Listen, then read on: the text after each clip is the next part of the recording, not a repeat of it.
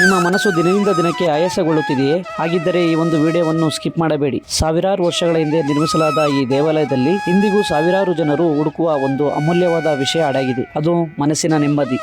ನಮಸ್ಕಾರ ಸ್ನೇಹಿತರೆ, ನಮ್ಮ ಚಾನಲ್ಗೆ ಎಲ್ಲರಿಗೂ ಆರ್ಥಿಕ ಸ್ವಾಗತ. ಇಂದು ನಾವು ಚಿಕ್ಕಮಗಳೂರು ಜಿಲ್ಲೆಯ ಅಮೃತಾಪುರದಲ್ಲಿರುವ ಐತಿಹಾಸಿಕ ಶ್ರೀ ಅಮೃತೇಶ್ವರ ದೇವಾಲಯಕ್ಕೆ ಭೇಟಿ ನೀಡಿದ್ದೇವೆ. ಹೊಯ್ಸಳರ ಅದ್ಭುತ ಶಿಲ್ಪಕಲೆ, ದೇವಾಲಯದ ಸೌಂದರ್ಯ ಮತ್ತು ಇಲ್ಲಿನ ಶಾಂತ ವಾತಾವರಣವನ್ನು ನೋಡಿದಾಗ ಮನಸ್ಸಿಗೆ ಒಂದು ವಿಶೇಷವಾದ ನೆಮ್ಮದಿ ಸಿಗುತ್ತದೆ. ಸ್ನೇಹಿತರೆ, ಇಂದಿನ ಜೀವನದಲ್ಲಿ ಒತ್ತಡ, ಆತಂಕ, ಕೆಲಸದ ಒತ್ತಾಸೆ, ಆರ್ಥಿಕ ಸಮಸ್ಯೆಗಳು ಮತ್ತು ಕುಟುಂಬದ ಜವಾಬ್ದಾರಿಗಳಿಂದ ಅನೇಕ ಜನರು ಮಾನಸಿಕ ಒತ್ತಡವನ್ನು ಅನುಭವಿಸುತ್ತಿದ್ದಾರೆ. ಇಂತಹ ಸಮಯದಲ್ಲಿ ಪ್ರಕೃತಿ ಮತ್ತು ಆಧ್ಯಾತ್ಮಿಕ ಸ್ಥಳಗಳಲ್ಲಿ ಸ್ವಲ್ಪ ಸಮಯ ಕಳೆಯುವುದು ಮನಸ್ಸಿಗೆ ವಿಶ್ರಾಂತಿ ನೀಡಬಹುದು.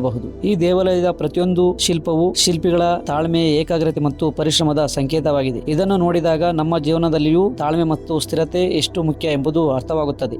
ಅಮೃತೇಶ್ವರ ದೇವಾಲಯವು ಕೇವಲ ಪೂಜೆಯ ಸ್ಥಳವಲ್ಲ, ಇದು ನಮ್ಮ ಇತಿಹಾಸ, ಸಂಸ್ಕೃತಿ ಮತ್ತು ಆಧ್ಯಾತ್ಮಿಕ ಪರಂಪರೆಯ ಜೀವಂತ ಸಾಕ್ಷಿಯಾಗಿದೆ. ಈ ಸುಂದರ ದೇವಾಲಯಕ್ಕೆ ಅವಕಾಶ ಸಿಕ್ಕರೆ ನೀವು ಸಹ ಭೇಟಿ ನೀಡಿ. ಇಲ್ಲಿನ ಶಾಂತ ವಾತಾವರಣವನ್ನು ಅನುಭವಿಸಿ, ನಮ್ಮ ಪರಂಪರೆಯನ್ನು ಗೌರವಿಸಿ ಮತ್ತು ನಿಮ್ಮ ಮಾನಸಿಕ ಆರೋಗ್ಯದ ಬಗ್ಗೆ ಕಾಳಜಿ ವಹಿಸಿ. ಸ್ನೇಹಿತರೆ, ಈಗ ಅಮೃತೇಶ್ವರ ದೇವಾಲಯದ ಸುತ್ತಲೂ ಇರುವ ಶಿಲ್ಪಕಲೆ ಸೌಂದರ್ಯವನ್ನು ನೋಡಿದರೆ 100ಕ್ಕೆ 100ರಷ್ಟು ನಿಮ್ಮ ಮನಸ್ಸಿಗೆ ನೆಮ್ಮದಿ ಸಿಗುವುದು ಖಂಡಿತ. ಹಾಗೇನೆ ಈ ದೇವಸ್ಥಾನವನ್ನು ಯಾರು ಯಾವಾಗ ಏಕೆ ನಿರ್ಮಿಸಿದರು, ಈ ದೇವಸ್ಥಾನದ ಗರ್ಭಗುಡಿಯಲ್ಲಿ 200 ವರ್ಷಗಳಿಂದ ಅರದೇ ಇವತ್ತಿಗೂ ಉರಿಯುತ್ತಿರುವ ದೀಪದ ಬಗ್ಗೆ ಶ್ರೀ ಅಮೃತೇಶ್ವರ ಸ್ವಾಮಿ ಅವರ ಸ್ವಾರಸ್ಯಕರ ಮಾಹಿತಿಯನ್ನು ತಿಳಿಯೋಣ ಬನ್ನಿ. ಕಾಫಿ ನಾಡು ನಮ್ಮ ಚಿಕ್ಕಮಗಳೂರು. ಚಿಕ್ಕಮಗಳೂರು ಎಂದ ತಕ್ಷಣ ನಮಗೆ ನೆನಪಿಗೆ ಬರುವುದು ಹಚ್ಚ ಹಸಿರಿಂದ ಕೂಡಿದ ಗಿಡಮರಗಳು, ಬೆಟ್ಟಗುಡ್ಡಗಳು, ಹಳ್ಳಕೊಳ್ಳಗಳು, ನದಿಗಳು, ಹಾಗೇನೆ ಅದ್ಭುತ ಶಿಲ್ಪಕಲೆ ಮತ್ತು ಶಾಂತ ವಾತಾವರಣವನ್ನು ಹೊಂದಿರುವಂತಹ ಐತಿಹಾಸಿಕ ಸ್ಥಳಗಳು.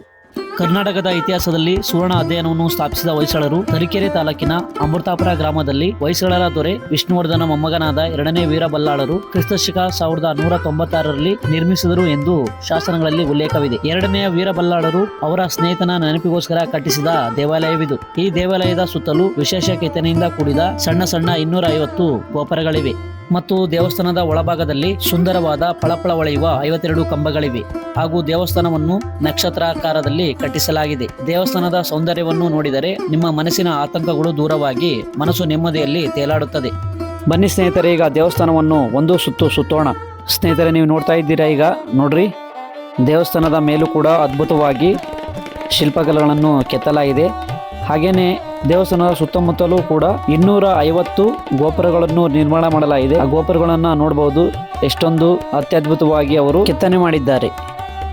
ಹಾಗೇನೆ ದೇವಸ್ಥಾನದ ಸುತ್ತಮುತ್ತಲೂ ರಾಮಾಯಣ, ಮಹಾಭಾರತ ಮತ್ತು ಭಾಗವತದ ಬಗ್ಗೆ ಕೆತ್ತಲಾಗಿದೆ.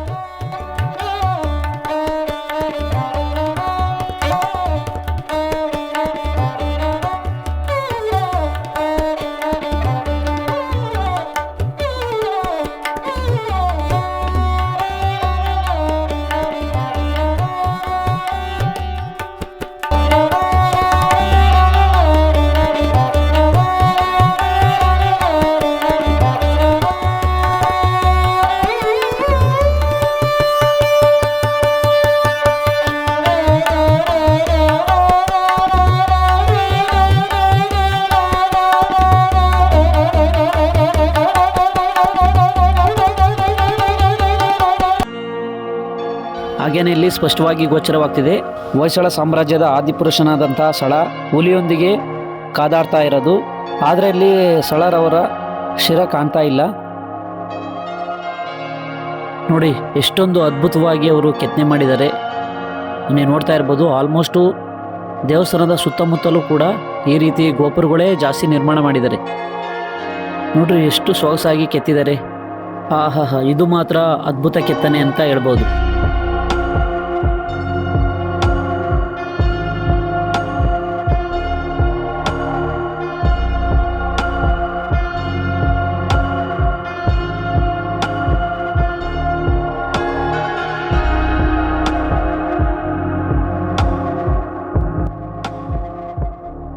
ಸ್ನೇಹಿತರೆ, ಈ ಕಡೆಯಿಂದ ನೋಡೋಕ್ಕೆ 2 ಕಣ್ಣು ಸಾಲದು, ಅಷ್ಟು ಅತ್ಯದ್ಭುತವಾಗಿ ಅಮೃತೇಶ್ವರ ದೇವಸ್ಥಾನ ಕಾಣ್ತಾ ಇದೆ.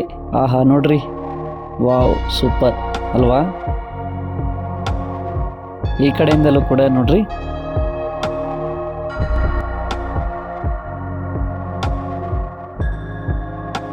ಎಷ್ಟು ಕಷ್ಟಪಟ್ಟು, ಎಷ್ಟು ತಾಳ್ಮೆಯಿಂದ ಅವರು ಕೆತ್ತನೆ ಮಾಡಿದ್ದಾರೆ ನೋಡಿ.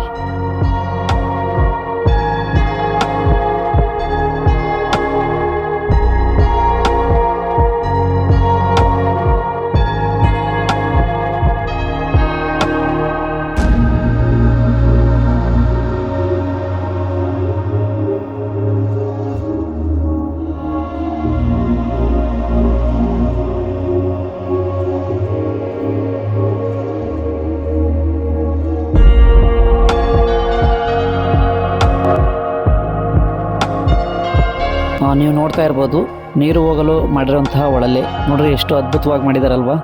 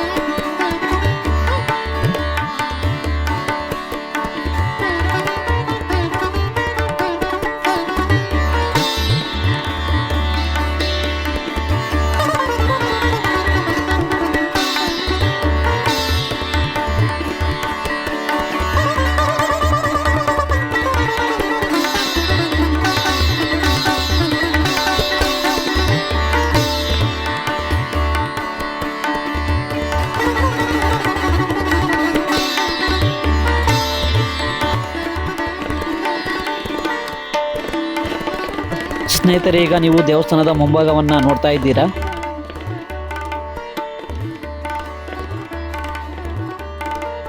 ಇದು ದೇವಸ್ಥಾನದ ಮುಂಭಾಗದಲ್ಲಿ ಇರುವಂತಹ ಪಾರ್ಕು.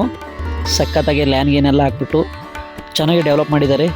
ಇದನ್ನು ನೋಡೋಕ್ಕೆ ಎರಡು ಕಣ್ಣು ಸಾಲದು, ಅಷ್ಟು ಅದ್ಭುತವಾಗಿ ಅವರು ಲ್ಯಾನ್ನ ಮೇಂಟೈನ್ ಮಾಡಿದ್ದಾರೆ ಇಲ್ಲಿನ ದೇವಸ್ಥಾನದ ಆಡಳಿತ ಮಂಡಳಿಯವರು. ಸ್ನೇಹಿತರೆ, ನೀವು ನೋಡ್ತಾ ಇರ್ಬೋದು ದೇವಸ್ಥಾನದ ಮೇಲ್ಭಾಗವನ್ನು ಎಷ್ಟು ಅತ್ಯದ್ಭುತವಾಗಿ ಅವರು ಕೆತ್ತನೆ ಮಾಡಿದ್ದಾರೆ ಅಂತ ಹೇಳ್ಬಿಟ್ಟು. ಹಾಗೆಯೇ ನೋಡ್ರಿ, ದೇವಸ್ಥಾನದಲ್ಲಿ ಇರುವಂತಹ ವಿಶೇಷವಾದ ಕಂಬಗಳು. ಟೋಟಲ್ಲು ಈ ದೇವಸ್ಥಾನದಲ್ಲಿ 52 ಕಂಬಗಳಿವೆ. ನೋಡಿ ಎಷ್ಟು ಚೆನ್ನಾಗಿ ಅದ್ಭುತವಾಗಿ ಅವರು ಕೆತ್ತನೆ ಮಾಡಿದ್ದಾರೆ. ಈ ಕಂಬಗಳನ್ನು ನೀವು ನೋಡ್ತಾ ಇದ್ದರೆ ಖಂಡಿತವಾಗಿಯೂ ಕೂಡ ನೀವು ಕಳೆದೇ ಹೋಗ್ಬಿಡ್ತೀರಾ, ಅಷ್ಟು ಅತ್ಯದ್ಭುತವಾಗಿದ್ದಾವೆ ಕಂಬಗಳು.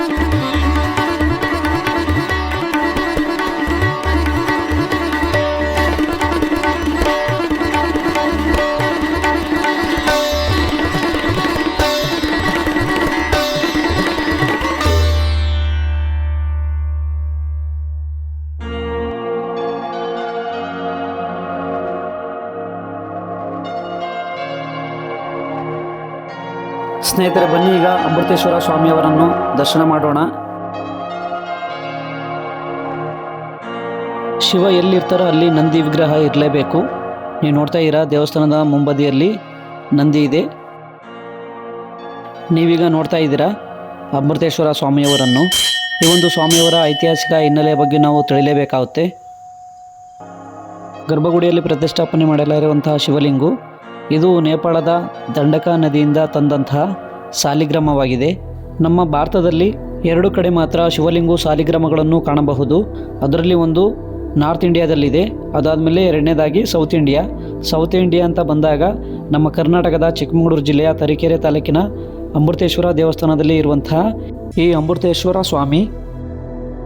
ಈ ದೇವಸ್ಥಾನಕ್ಕೆ ಅಮೃತೇಶ್ವರ ದೇವಸ್ಥಾನ ಎಂದು ಬರಲು ಕಾರಣ ಹೊಯ್ಸಳರ ಸಾಮ್ರಾಜ್ಯದ ಜನಪ್ರಿಯ ರಾಜರಾದ ವಿಷ್ಣುವರ್ಧನ ಮೊಮ್ಮಗರಾದ 2ನೇ ವೀರಬಲ್ಲಾಳರು ತನ್ನ ಸ್ನೇಹಿತ ಅಮಿತಯ್ಯ ಮಡಿದ ನಂತರ ಅವರ ಹೆಸರು ಶಾಶ್ವತವಾಗಿ ಉಳಿಯಬೇಕೆಂಬ ಕಾರಣದಿಂದಾಗಿ ಈ ಅಮೃತಪುರ ದೇವಸ್ಥಾನವನ್ನು ಚರ್ಚೆ ಮಾಡಿ ಊರಿಗೆ ಅಮೃತಾಪುರ ಎಂದು ಹೆಸರಿಟ್ಟು ದೇವಸ್ಥಾನಕ್ಕೆ ಅಮೃತೇಶ್ವರ ಎಂದು ನಾಮಕರಣ ಮಾಡಲಾಗುತ್ತದೆ.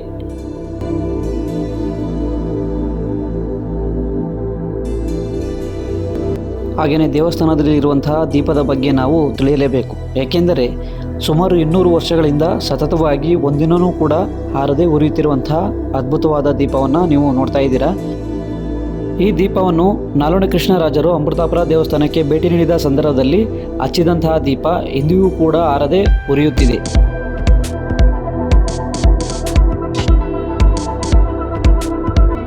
ಹಾಗೆಯೇ ಅಮೃತೇಶ್ವರ ದೇವಸ್ಥಾನದ ಬಲಭಾಗದಲ್ಲಿರುವಂತಹ ಶ್ರೀ ಶಾರದಾಂಬೆಯ ದೇವಸ್ಥಾನ. ಸಾಮಾನ್ಯವಾಗಿ ಶಿವನ ದೇವಸ್ಥಾನದ ಪಕ್ಕ ಯಾವುದೇ ರೀತಿಯ ಶಾರದಾಂಬಾ ದೇವಸ್ಥಾನಗಳು ಇರುವುದಿಲ್ಲ.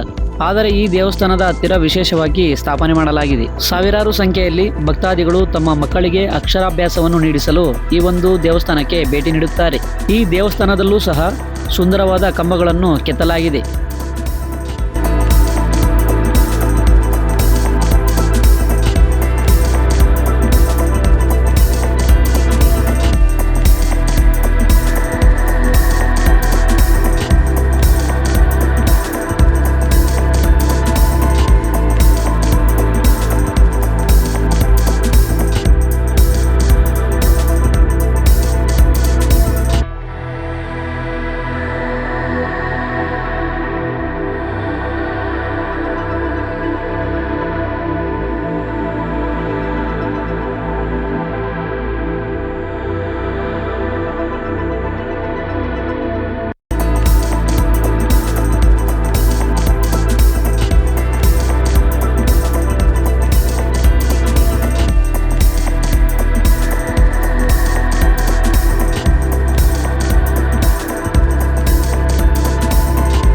ಹಾಗೆಯೇ ಈ ದೇವಸ್ಥಾನಕ್ಕೆ ಭೇಟಿ ನೀಡಿದಂತಹ ಭಕ್ತಾದಿಗಳಿಗೆ ಪ್ರತಿನಿತ್ಯ ಪ್ರಸಾದವನ್ನು ನೀಡಲಾಗುತ್ತದೆ.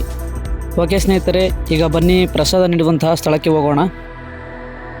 ಪ್ರಸಾದ ಸೇವನೆಗೆ ಬಂದಂತಹ ಭಕ್ತಾದಿಗಳಿಗೆ ಪ್ರಸಾದ ನೀಡುವಂತಹ ಮಂದಿರದ ಮುಂದೆಯೇ ಕೈ ತೊಳೆಯುವ ವ್ಯವಸ್ಥೆಯನ್ನು ಮಾಡಲಾಗಿದೆ.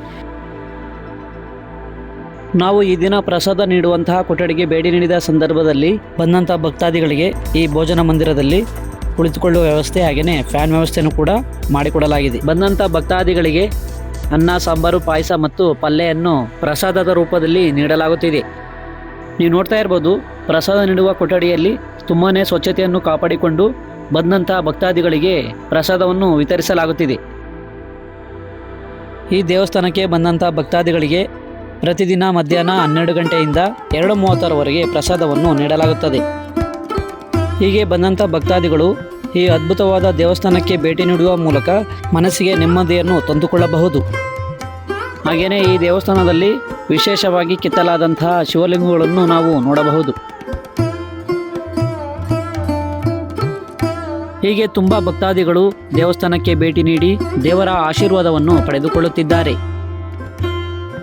ಓಕೆ ಸ್ನೇಹಿತರೆ, ಮಾಹಿತಿ ಇಷ್ಟವಾದಲ್ಲಿ ನಮ್ಮ ಚಾನಲನ್ನು ಸಬ್ಸ್ಕ್ರೈಬ್ ಆಗಿ ಹಾಗೆಯೇ ಮುಂಬರುವಂಥ ಎಲ್ಲ ವೀಡಿಯೋಸ್ಗಾಗಿ ಆಲ್ ಬಟನ್ ಕ್ಲಿಕ್ ಮಾಡಿ. ವಿಡಿಯೋವನ್ನು ಕೊನೆಯವರೆಗೂ ನೋಡಿದ್ದಕ್ಕಾಗಿ ಧನ್ಯವಾದಗಳು. ಶುಭ ದಿನ.